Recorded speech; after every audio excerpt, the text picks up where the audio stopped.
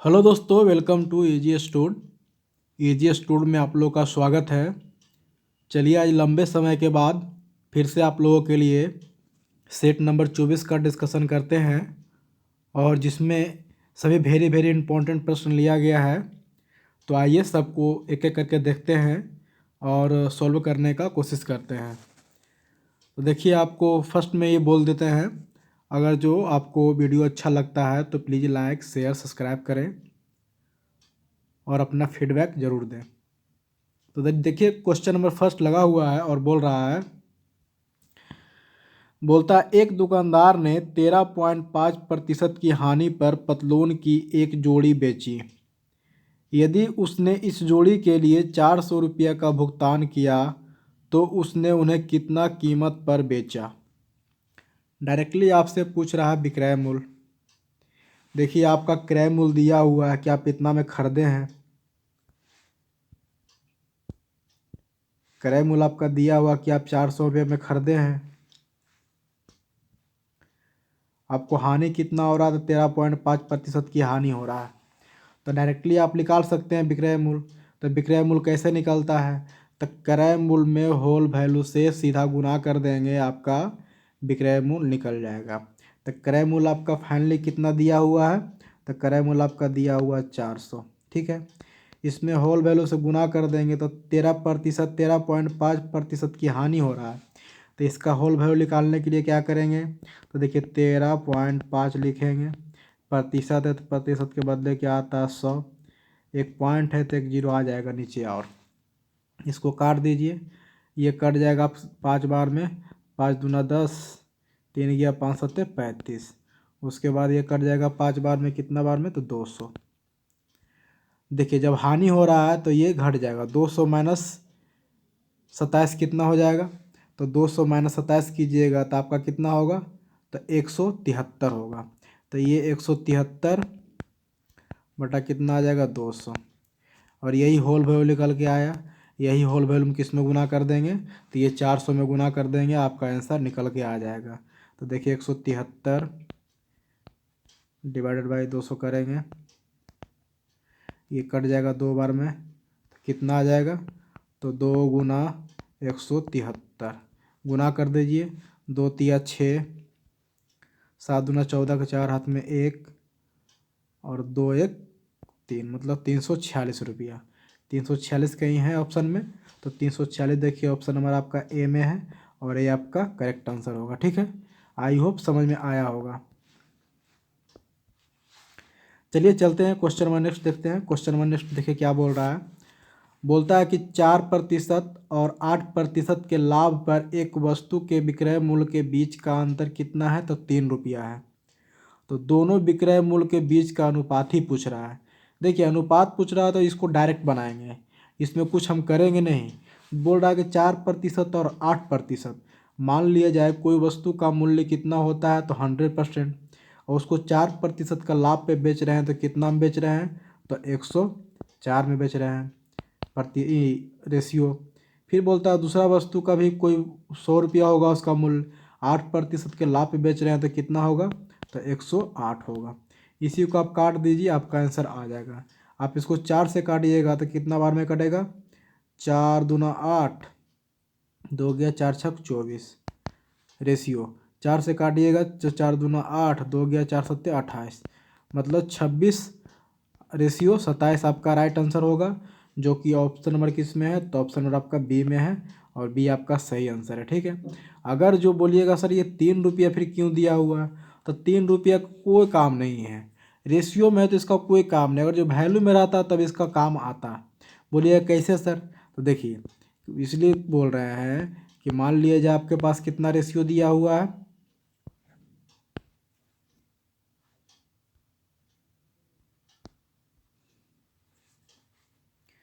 आपके पास रेशियो दिया हुआ है इतना। बोलता है कि 4% और 8%। तो मान लिया जाए कोई वस्तु का मूल्य 100 रुपया है तो उसको 4% लाभ में बेच रहे हैं तो 104 रुपया में बेच रहे होंगे। उसके बाद फिर बोलता है 8% लाभ, तो कोई वस्तु का मूल्य 100 रुपया तो उसको आप बेच रहे हैं 8% लाभ में, तो ये दोनों का अंतर कितना होगा? तो ये दोनों का अंतर कितना होगा? 4। तो यही 4% का वैल्यू कितना दिया गया है? तो 3। तो 1% का वैल्यू कितना हो जाएगा, तो 1% का वैल्यू आपका कितना हो जाएगा, तो हो जाएगा 3/4 हो जाएगा। तो इसमें भी आप जो 3/4 गुना कीजिएगा और इसमें भी 3/4 गुना कीजिएगा, तो ये 3/4 से 3/4 तो कट जाएगा, फिर भी रेशियो आपका इतना ही रहेगा, 26:27 रहेगा। इसीलिए बोले थे कि रेशियो में अगर जो ये पूछ रहा आंसर, तो ये 3 रुपया का कोई मतलब नहीं है। ठीक है, डायरेक्ट आप बना सकते हैं। आई होप समझ में आया होगा। चलिए चलते हैं question number next. Question number next देखिए क्या कहता है। बोलता है पीतल में तांबा और जस्ता का अनुपात कितना दिया गया है, तो 11:14 दिया गया है। तो 150 किलो पीतल में तांबे का कितना मात्रा होगा। देखिए आपके रेशियो में दिया हुआ है पीतल, ये पीतल पूरा पीतल का रेशियो दिया गया है तांबा और जस्ता में। तांबा और जस्ता में दिया गया कितना, तो 11 रेशियो कितना दिया गया है, 14। बोलता है 150 किलोग्राम पीतल, तो टोटल यहाँ से पीतल कितना हो रहा है, 11 और 14 को जोड़ेंगे कितना होगा, तो 25 होगा। तो यही 25 का अनुपातिक 25 का मान कितना हो रहा है, तो अनुपातिक 25 का मान हो रहा है 150। तो अनुपातिक 1 का मान कितना हो जाएगा, अनुपातिक 1 का मान हो जाएगा आपके पास कितना, 25 6 कितना होता है, 150। तो अनुपातिक 1 का मान हो गया 6। तो बोलता है आपसे क्या कि तांबा की मात्रा क्या है। तांबा की मात्रा देखिए कितना अनुपात में है, 11। तो अनुपातिक 1 का मान 6, तो 11 का मान कितना होगा, तो 11 का मान आपका हो जाएगा डायरेक्ट 66। 66 कहीं है ऑप्शन में, देखिए ऑप्शन कहीं इसमें मिस्टेक है, इसको 56 के जगह पे 66 कर लीजिएगा। ऑप्शन नंबर देखिए आपका सी राइट आंसर होगा। ठीक है, 56 के जगह पे 66 कर लीजिएगा। ठीक है, चलिए चलते हैं question number next. Question number next क्या कहता है, देखिए क्वेश्चन नंबर नेक्स्ट देखिए बहुत अच्छा सा प्रश्न है। बोलता है ए और बी अकेले एक कार्य को क्रमशः 10 दिन और 15 दिन में पूरा कर सकते हैं। एक कार्य शुरू करता है, वे एकांतर दिन पर कार्य करते हैं, संपूर्ण कार्य कितने दिनों में पूरा हो जाएगा। देखिए ये एकांतर काम कर रहा है, मतलब अल्टरनेटिव काम करवा रहा है। और सबसे पहले कौन स्टार्ट कर रहा है, तो स्टार्ट कर रहा है ए। तो यहाँ से बनाने का सबसे आसान प्रोसेस क्या है, जो आप नॉर्मली जैसे बनाते हैं उसी तरह से आप बनाइए। देखिए ए है, बी है, ए कर रहा है 10 दिन में, बी कर रहा है 15 दिन में। तो टोटल काम कितना होगा, तो टोटल काम कुल काम यहाँ से निकल जाएगा, दोनों का एलसीएम कितना होगा, तो 30। इसका इफिशियंसी निकाल दीजिए, तो इफिशियंसी निकाल दीजिएगा, 30/10 करेंगे कितना आएगा, 3, और 30/15 करेंगे कितना आएगा, 2। अब यहाँ से कहता है एक कार्य शुरू करता है, तो पहला दिन ए करता है, फिर दूसरा दिन बी आता है, तो 2 दिन का काम निकालेंगे। जब अल्टरनेटिव काम करना कराया जाएगा तो उसमें जितना व्यक्ति रहेगा उतना दिन का काम निकालेंगे। यहाँ पे 2 व्यक्ति है, ए है और बी है, 2 व्यक्ति। तो यहाँ से आप लिख सकते हैं कि 2 दिन में कितना काम हो रहा है, तो 2 दिन में आप कितना काम हो रहा है, तो पहला दिन कर रहा है ए एक दिन में 3 काम, और दूसरा दिन बी कर रहा है एक दिन में 2 काम, तो 3 2 5 काम हो रहा है। ठीक है, करवाना कितना काम हमको है, तो 30 काम। तो 5 में हम कितना गुना करेंगे कि 30 हो जाएगा, तो 5 में गुना करेंगे 6, यहाँ पे 30 आ जाएगा। जब इधर 6 गुना किए तो इधर भी 6 गुना करेंगे, तो यहाँ कितना हो जाएगा, तो आपका 12 हो जाएगा। ठीक है, 6 दूना 12, 6 दूना 12। थोड़ा पेन का इशू चल रहा है, नहीं आज काम कर रहा है सही से। 6 दूना 12, ठीक है, ये 6 दूना 12 हो गया। तो देखिए 30 काम को कितना दिन में पूरा कर रहा है दोनों मिल करके, तो 12 दिन में। और यही आपका राइट आंसर होगा, जो कि ऑप्शन नंबर किस में है, तो ऑप्शन नंबर आपका ए में है। ठीक है, आई होप समझ में आया होगा। चलिए चलते हैं question number next. Question number next क्या कहता है, बोलता है कि राज और राम क्रमशः 5 किलोमीटर प्रति घंटा और 10 किलोमीटर प्रति घंटा की गति से समान दूरी तय करते हैं। यदि राम राज से 45 मिनट कम समय लेता है तो राम द्वारा तय की गई दूरी ज्ञात करें। देखिए आपसे कुछ नहीं पूछा जा रहा है, दूरी पूछा जा रहा है। ठीक है, तो दूरी बराबर क्या होता है, 4 गुना समय होता है, ये तो सब जानते हैं। ठीक है, लेकिन इसको इस तरह से नहीं बनाएंगे, इसको हम रेशियो मेथड से बनाएंगे। ठीक है, 2 आदमी कौन कौन है, तो राज है और राम है। ठीक है, ये हो गया राज, ये हो गया राम। दोनों का स्पीड दिया हुआ है, दोनों का स्पीड का अनुपात दिया हुआ है। तो स्पीड का अनुपात कितना है, तो 5 है और 10 है। ठीक है, देखिए दूरी कांस्टेंट है, यहाँ दूरी का जिक्र नहीं किया गया, तो दूरी कांस्टेंट है। तो जब दूरी कांस्टेंट है तो समय का उल्टा होता है टाइम, तो यहाँ से टाइम का अनुपात भी निकल जाएगा। तो टाइम का अनुपात कैसे निकलेगा, तो यहाँ से देखिए ये 5:5 है, तो इसका उल्टा हो जाएगा कितना, तो 10:5 हो जाएगा। ठीक है, यहाँ से इसको काट भी सकते हैं आप, इसको काटिएगा तो 2:1 आ जाएगा। ठीक है, यहाँ तक समझ में आ गया होगा। अब बोलता है कि यदि राम राज से 45 मिनट कम समय लेता है, देखिए राम ये है, राज ये है। ठीक है, देखिए ये ले रहा है 1 घंटा और ये ले रहा है कितना, तो 2 घंटा। तो कितना कम ले रहा है ये, तो यहाँ से ले रहा है 1 कम ले रहा है, लेकिन क्वेश्चन में कितना बोल रहा है, तो 45 मिनट कम बोल रहा है। तो देखिए अब इसका 1 बराबर निकल गया 45 मिनट। ठीक है, तो 1 बराबर 45 मिनट निकल गया, तो इसका समय निकाल सकते हैं। इसका समय कितना आ गया, तो 45 गुना 90 आ जाएगा। इसका समय कितना आ गया, तो 45 मिनट आ गया, मिनट आ गया। ठीक है, अब देखिए बोलता है राम द्वारा तय की गई दूरी ज्ञात कीजिए। तो राम का चाल देखिए 10 है, राम का चाल कितना है, तो 10 है। तो चाल बराबर क्या, दूरी बराबर क्या होता है, चाल गुना समय। दूरी बराबर होता है चाल गुना समय, दूरी बराबर होता है चाल गुना समय। तो चाल पहले आपका कितना दिया गया है, तो 10 दिया गया है। समय कितना लग रहा है आपको, समय लग रहा है 45 मिनट। तो मिनट को आप घंटा में बदल दीजिए, 60 से भागा दे दीजिए, 6 से कट जाएगा, ये कितना बार में, 6 बार में। तो 45/6 करेंगे तो कितना आ जाएगा, 45/6 करेंगे तो 6×7=42, 7.5 आपका राइट आंसर होगा, जो कि ऑप्शन नंबर किस में है, तो ऑप्शन नंबर आपका सी में है। ठीक है, चलिए चलते हैं question number next. Question number next क्या कहता है, बोलता है एक निश्चित राशि साधारण ब्याज पर 2 वर्ष में 1260 रुपया हो जाती है और 5 वर्षों में 1350 रुपया हो जाती है, तो ब्याज की अनुमानित दर ज्ञात कीजिए। देखिए इसको बनाने के लिए सिंपल तरीका है। कुछ मेथड ऐसा रहता है जो कि क्वेश्चन को बनाने में बहुत हेल्प करता है। ठीक है, वही चीज़ आपको यहाँ पे डिस्कस किया जा रहा है, तो ध्यान से समझिएगा। बोलता है कि 2 वर्ष साधारण ब्याज का प्रश्न है, तो इस तरह से बनाएंगे कि 2 वर्ष में कितना हो जा रहा है, तो ये 1260 रुपये हो जा रहा है, और ये 5 वर्ष में कितना हो जा रहा है, तो हो जा रहा है 1350 रुपया। तो यहाँ से अंतर निकाल लीजिए, तो अंतर आ जाएगा 3 वर्ष। तो 3 वर्ष में कितना अंतर आ जा रहा है, तो 3 वर्ष पे आपका अंतर हो जा रहा है कितना, 90 रुपया। ठीक है, तो यहाँ से 1 वर्ष में अंतर, 1 वर्ष का कितना निकल के आएगा, तो 1 वर्ष में आपका 30 रुपये निकल के आएगा। ठीक है, तो 1 वर्ष में 30 रुपये निकल के आया, तो 2 वर्ष में कितना हो जाएगा, तो 2 वर्ष में आपका हो जाएगा 60 रुपया। तो 2 वर्ष में आपका 60 रुपया निकल के आएगा, तो यहाँ से 60 रुपया घट जाएगा, तो आपका इस क्या निकल के आया, मूलधन निकल के आ गया आपका कितना, तो 1200। ठीक है, मूलधन आपका निकल के आ गया 1200, मूलधन आपका 1200 निकल के आ गया। क्योंकि 1 वर्ष का ब्याज है 30 रुपया, तो 2 वर्ष का ब्याज घट जाएगा 60 रुपया, तो अमाउंट में से ब्याज को घटा देंगे, तो आपका मूलधन निकल के आ गया, ये आपका मूलधन निकल के आ गया। ठीक है, अब यहाँ से कहता है कि अनुमानित दर ज्ञात करें। तो दर क्या होता है कि 1 वर्ष में 100 रुपया पे ब्याज, तो 1 वर्ष में कितना उसको मिल रहा है पैसा, तो 30 रुपया मिल रहा है, कितना में, तो 1200 में।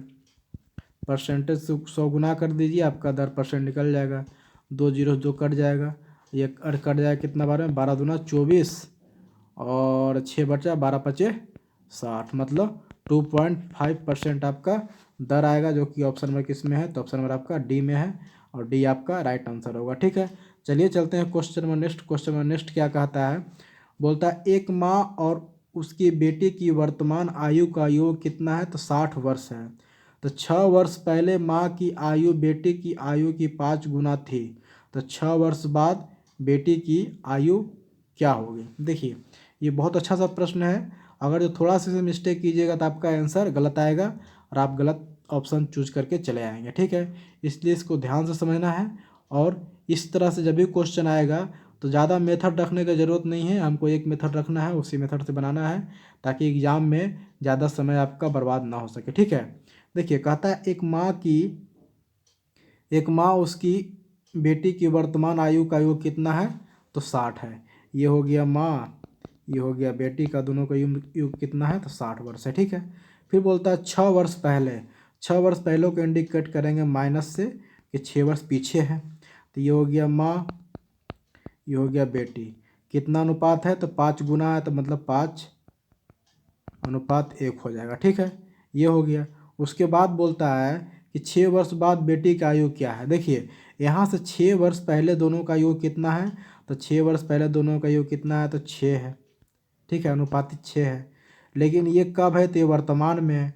तो आप 6 6 वर्ष पीछे जाइएगा तो ये 6 वर्ष में आ जाएगा, 6 वर्ष इसके बराबर आ जाएगा। ठीक है, तो ये 60 में से 6 6 वर्ष घटा दीजिएगा, 6 दूना 12 वर्ष घटा दीजिएगा, तो ये आ जाएगा आपका 6 वर्ष पीछे चला जाएगा। ठीक है, तो अनुपातिक 6 का मान कितना आ जाएगा, तो 60 - 12 करेंगे तो कितना होगा, तो 60 - 12 करेंगे तो आपका आएगा 48। तो अनुपातिक 1 का मान कितना आ जाएगा, तो अनुपातिक 1 का मान हो जाएगा आपका कितना, 8 6 48, मतलब 8 आ जाएगा। ठीक है, अनुपातिक 1 का मान आपका आ गया 8। अब बोलता है कि बेटी की आयु, तो देखिए अनुपातिक 1 का मान 8 है, तो अनुपातिक 1 का मान यहाँ से 8 वर्ष हो गया। तो 8 वर्ष कब हुआ, 6 वर्ष पहले। 6 वर्ष पहले 8 वर्ष की थी, तो 6 वर्ष अभी आएगा तो हो जाएगा वर्तमान में, तो 6 वर्ष अब इसमें जुड़ जाएगा तो आ जाएगा वर्तमान में। लेकिन वर्तमान भी नहीं पूछ रहा है, 6 वर्ष बाद पूछ रहा है। इसमें 6 वर्ष और जुड़ जाएगा तो कितना हो गया, 6 6 12, 12 8 कितना हो गया 20, और 20 आपका राइट आंसर होगा। 20 आपका करेक्ट है, जो कि ऑप्शन नंबर किस में है, तो ऑप्शन नंबर ए में है। ठीक है, आई होप समझ में आया होगा। नहीं समझ में आया तो कोई दिक्कत नहीं, इस तरह से प्रश्न अगले सेट में आएगा तो आपको वहाँ पे भी अच्छे से समझाया जाएगा। देखिए हम कितना भी लिखने का कम कोशिश कर रहे हैं ताकि आप लोगों को एग्ज़ाम में ज़्यादा लिखना ना पड़े। आप इस तरह से आपका हैबिट रहेगा तो वहाँ बनाने में आपको बहुत आसान सा बन जाएगा और समय भी बहुत बचेगा। ठीक है, चलिए चलते हैं question number next. Question number next क्या कहता है, देखिए बेहद आसान प्रश्न है। बोलता है ए और बी ने रुपया 65,000 और 35,000 रुपया एक व्यवसाय में निवेश किए। वर्ष के अंत में यदि ए अपने हिस्से के रूप में 52,000 रुपया लाभ किया तो बी का लाभ क्या है। देखिए आपसे लाभ का अनुपात पूछ रहा है, लाभ पूछा जा रहा है। तो लाभ बराबर होता है, पूंजी गुना समय। तो देखिए दो पर्सन है ए और बी, तो ए लगा रहा है कितना 65, तो 65,000 रुपया लगा रहा है। बी कितना लगा रहा है, तो 35,000 रुपया लगा रहा है। दोनों लगा रहा है कितना, 1 साल के लिए, तो दोनों लगा रहा है 1 साल के लिए। तो यहाँ से निकल गया लाभ। तो लाभ बराबर क्या होता है फॉर्मूला, पूंजी गुना समय। तो पूंजी आपका 65,000 है और समय आपका 1 साल है। ये दोनों को रेशियो निकाल दिए, 3 0 से 3 0 ये कट जाएगा। उसके बाद देखिए 5 से भी कट जाएगा 13 बार में, और ये 5 से कट जाएगा 7 बार में। ठीक है, तो यहाँ से आपका निकल के आया कितना, तो 13:7 निकल के आया। लेकिन बोलता है कि नहीं, एक का हिस्सा कितना है, एक का हिस्सा कितना है, तो 52। तो यही तो अनुपातिक 13 का मान हो जाएगा 52,000। ठीक है, तो अनुपातिक 1 का मान कितना हो जाएगा, तो अनुपातिक 1 का मान हो जाएगा आपका 4,000। समझ में आ रहा होगा। ठीक है, अनुपातिक 1 का मान हो जाएगा 4,000। तो बोलता है बी का लाभ कितना है, तो बी का लाभ कितना है, तो 7 है। तो 1 का वैल्यू 4,000, तो 7 का वैल्यू कितना होगा, तो 7 चौक 28,000 होगा। 28,000, जो कि ऑप्शन नंबर किस में है, तो ऑप्शन नंबर आपका किस में है, तो बी में है, और बी आपका राइट आंसर होगा। ठीक है, चलिए चलते हैं question number next. Question number next क्या कहता है, बोलता है एक परिवार में 5 बच्चों की औसत आयु 5 वर्ष है। यदि उनके पिता की आयु भी शामिल कर दिया जाए तो औसत आयु में 100% की वृद्धि हो जाती है। तो पिता की आयु ज्ञात करें। देखिए ये भी बहुत अच्छा सा प्रश्न है। कुछ बच्चे इसको डायरेक्ट बनाएंगे तो गलती होने का संभावना है, लेकिन नहीं, इसको डायरेक्ट तो बनाएंगे लेकिन थोड़ा सा यहाँ पे क्या है ना, एक थोड़ा सा ये 100% दिया गया है ना, इसमें बच्चे कुछ कंफ्यूज करेंगे। देखिए सबसे पहले इसको बनाने का तरीका क्या है, बोलता है 5 बच्चे की औसत आयु कितना है, तो 5 वर्ष है। तो ये 5 बच्चों की औसत आयु को हम बदल देंगे योग में। तो 5 बच्चे की औसत योग कितना हो जाएगा, तो 5 गुना 5 हो जाएगा 25 वर्ष हो जाएगा। ठीक है, ये योग आ गया। ठीक है, ये योग निकाल दिए। ठीक है, योग बराबर क्या होता है, औसत गुना संख्या। औसत आपका 5 था, संख्या आपका 5 था, तो 5 गुना 5 करेंगे तो 25 आ गया, जो कि योग के बराबर होता है। फिर बोलता है कि नहीं, उसको पिता भी शामिल कर देते हैं। 5 बच्चा पहले से था, जब उस पर पिता शामिल कर देंगे तो 6 हो जाएगा। तो 6% का बोलता है कि औसत आयु कितना है, तो औसत आयु की क्या बोल रहा, औसत आयु में 100% की वृद्धि। मान लीजिए 100% की वृद्धि निकालने में क्या करेंगे, 100/100 करेंगे, कट जाएगा 1/1 आएगा। वृद्धि है तो जुड़ जाएगा, वृद्धि है वृद्धि है तो जुट जाएगा तो 2/1 आ जाएगा। ठीक है, तो यही कह रहा है। तो कितना बढ़ जा रहा है, तो पहले था औसत कितना, तो पहले था औसत आपका 5, अब 2 बढ़ गया तो कितना हो गया, तो 7 हो गया। यही कह रहा है ना। तो 2 बढ़ गया तो कितना हो गया, 5 दूना 10 हो गया। ठीक है, तो यहाँ से आप कह सकते हैं कि 6 व्यक्ति का औसत आयु कितना हो गया, 10 के बराबर हो गया। तो 10 छक 60 हो गया। ठीक है, अब यहाँ से घटा देंगे तो कितना आ जाएगा, तो ये पिता का उम्र निकल जाएगा कितना, 60 माइनस 25 करेंगे तो कितना आएगा, तो 35 वर्ष आएगा। अब 35 वर्ष आपका राइट आंसर होगा, जो कि ऑप्शन नंबर किस में है, तो ऑप्शन नंबर आपका बी में है, और बी आपका सही आंसर है। ठीक है, चलिए चलते हैं क्वेश्चन में नेक्स्ट क्या कहता है। बोलता है एक चुनाव में एक उम्मीदवार 40% वोट हासिल करता है, लेकिन 2980 वोटों के बहुमत से एकमात्र अन्य उम्मीदवार से हार जाता है। दर्ज किए गए वोटों की कुल संख्या ज्ञात करें। देखिए, कुल संख्या जब भी होता है, कुल वोटों की संख्या जब भी होता है तो वो 100% होता है, और 100% पे ही इसको निकालेंगे। ठीक है, मान लिया टोटल वोट कितना था, 100% था। टोटल वोट आपके पास 100% था, जिसमें एक को आया कितना, 40% आया। तो ये दूसरा उम्मीदवार जो भी होगा उसके पास तो 60% वोट आया होगा। तो ये जीत हार का फैसला तो इसी में होगा ना। ये 40% वोट लाया, और ये 60% वोट लाया, और ये 40% वोट लाया। तो दोनों का हार जीत का फैसला इसी में होगा। तो कितना वोटों से ये हारा और कितना वोटों से ये जीता, तो दोनों कहने का मतलब क्या हुआ कि ये 60 माइनस 40 करेंगे तो हो जाएगा 20। तो यही 20% वोट से हार जीत का फैसला हुआ। यही 20% का मान कितना दिया हुआ है, तो 2980 रुपया, 2980 वोट दिया हुआ है। तो बोलता है कुल वोटों की संख्या क्या, तो कुल वोटों की संख्या 100% होता है। तो 100% का मान निकाल दीजिए। अब 20 में 5 गुना करेंगे तो 100 आएगा, तो 2980 में 5 गुना कर देंगे तो आपका टोटल निकल के आ जाएगा।